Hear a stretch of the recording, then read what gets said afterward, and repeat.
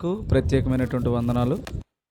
దేవుడు ఈ కుటుంబాన్ని ఆశీర్వదించాలని ఇచ్చిన అబ్బులు గారు, అబ్బాలు అని అన్నారు కదా, అంటే ఇందులో అబ్బులు అని రాశారు కాబట్టి అబ్బాలు గారి విషయంలో మరి వారి యొక్క బిడ్డలు చెప్పినటువంటి మాటలు మనం విన్నాం కదా.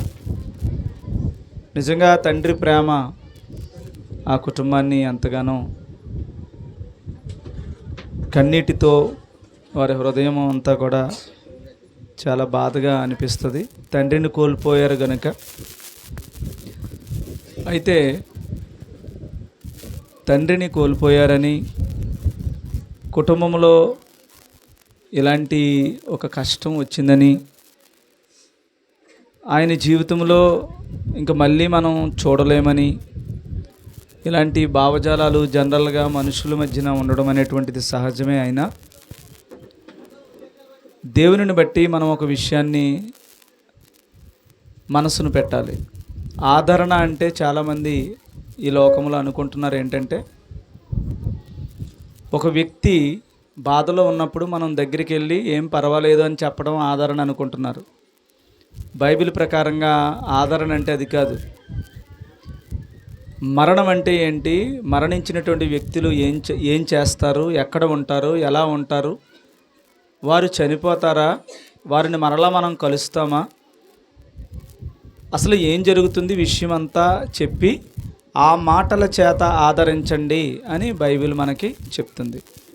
ఇది మనకి మొదటి తెస్సలోనికైలకు రాసిన పత్రిక 4వ అధ్యాయంలో నిరీక్షణ లేని ఇతరులు ఏడుస్తారు కానీ మనం ఏడవడానికి మనకి ఏమాత్రము కూడా ఒక ధైర్యం ఉంది.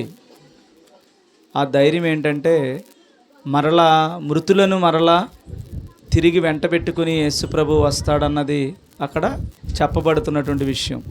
కాబట్టి ఇప్పుడు అబ్బాలు గారు మంచివారని సాక్ష్యం మీరు పలుకుతున్నారు కాబట్టి, అబ్బాలు గారు మంచివారే అని అంటున్నారు కాబట్టి, మరి ఇప్పుడు మంచివాడు అయినప్పుడు మనం బాధపడాల్సిన అవసరం ఏంటి? ఎందుకంటే ఈ శరీరం నుంచి ఇంకొక శరీరంలోనికి ఆయన వెళ్ళారు. ఇదేమో శిథిలమైపోతున్నటువంటి శరీరం, ఆయన రేపు ధరించుకుని వస్తున్నటువంటి శరీరం ఏంటంటే మహిమ శరీరం, మరణము లేనటువంటి శరీరం. కాబట్టి 70 సంవత్సరాల ఈ జీవితకాలంలో నశించిపోయే శరీరం కావాలా, లేకపోతే ఎప్పటికీ మరణము లేని,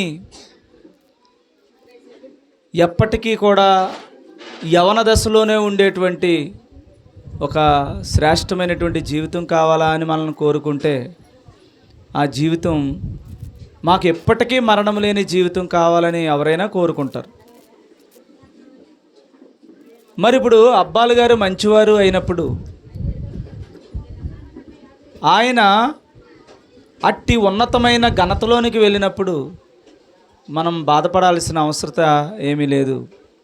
ఒకవేళ చెడ్డవారైతే అతనికి